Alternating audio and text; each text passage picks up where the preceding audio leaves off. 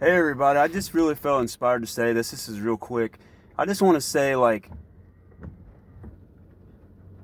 of us, we give up when our manifestation that we've been praying for, our blessing from God is right there.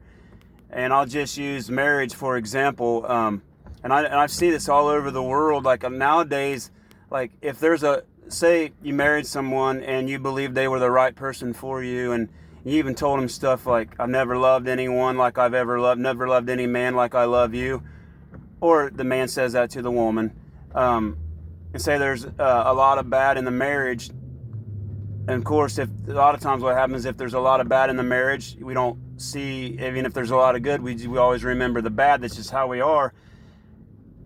But a lot of times, I'm not talking about marriages even that are like 10, 15 years where the same problem is getting really bad and nothing seems to ever change. I'm just talking about even a lot of times like it's only like a year and a half tops. And so we separate.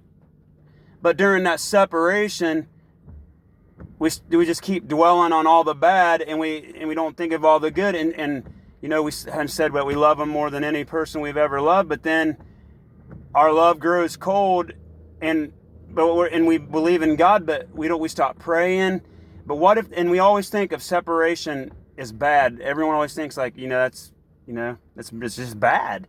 But what if you didn't stop loving them? What if you just realized I don't like the stuff that's been going on, that they've been doing, how they've been, and also realizing we always pointing a finger at our mate instead of working on ourselves. But what if why does your love have to die especially if you marry someone? When you marry someone, see, I don't believe that. When you marry someone, how can your love just die? Yeah, you may not like what they're doing, but shouldn't you separate the person from their actions? If you truly love someone and you don't like what they're doing, it's causing you where you want to separate. Wouldn't your love still be there and be especially if you're a Christian, be like, I'm praying for them, God. I still love my husband. I still love my wife, and I'm praying for them. I don't want them to help me to work on me. I know that I'm not perfect, and I probably contributed to stuff, but I still love them, and I pray for them and everything. But then something happens, and we just keep dwelling, and Satan obviously reminds us of all the bad they've done. We keep dwelling. It's like dwelling on the bad, and then we're like, I'm just done. I just can't do it no more. But what if during that time while you're separated, that person that you didn't like they were doing totally opened up to God 100%? And totally changed. That stuff happens all the time. I see it all the time. Stories where a lot of them where they did bad things and they got a divorce, and God got them back together even after they divorced and stuff, or they separated. And I'm talking like really bad stuff, and God changed them. But and then too, in the Bible, we been to church our whole life and we read all these stories, but when it comes to our own life, we don't believe. Like Paul the Apostle, think about it. We read a lot of the New Testament was written by him. He killed people.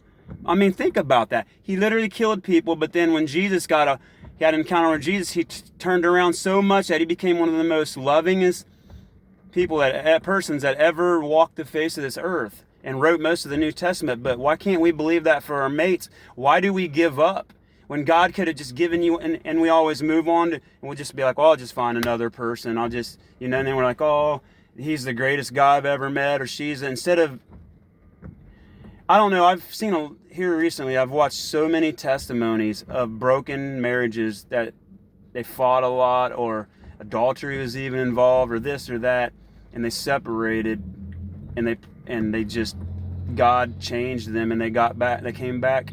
I've seen couples where they fought all the time and they don't fight at all now, or there was adultery involved, and then now and they've been healed of all that, and they've changed, and they love each other. So, I mean, no matter what situation, I've seen it.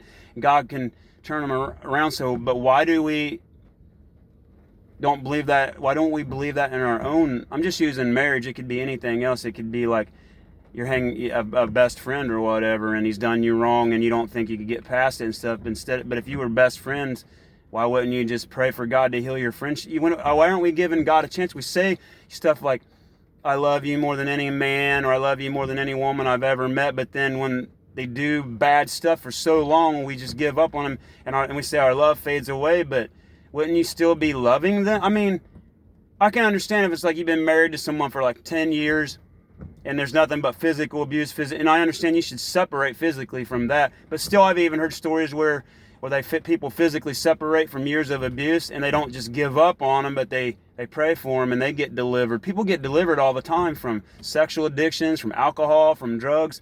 So don't give up on your marriage. Don't give up on any situation you're going through, because a lot of times I believe when you're about ready to give up, or when you're giving up, is when your breakthrough happens. So I hope this encourages people just to hang in there. And if you had love for someone, if it's a friend or family member or a marriage partner, I believe that if you keep holding on your relationship, you keep praying for them, God can totally transform it to where the love even grows stronger than it ever been.